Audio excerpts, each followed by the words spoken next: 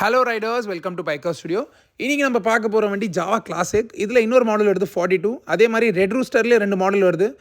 So கொஞ்சம் long வருது, கொஞ்சம் இன்னொரு இது ஷார்ட் மாடல். ஸோ இது வந்து ஜாவா டைரக்ட் ஃபிட்மெண்ட் தான். பியூர் எஸ்எஸில் லைஃப் டைம் வாரண்டியோடு வரும். இதோட சவுண்ட் அமேசிங்காக இருக்கும். ஸ்டாக் சைலன்சர்ஸ் ரீப்ளேஸ் பண்ணி இது ஷோராக போடலாம். நீங்கள் பர்ஃபார்மன்ஸ் எக்ஸாஸ்ட் இது.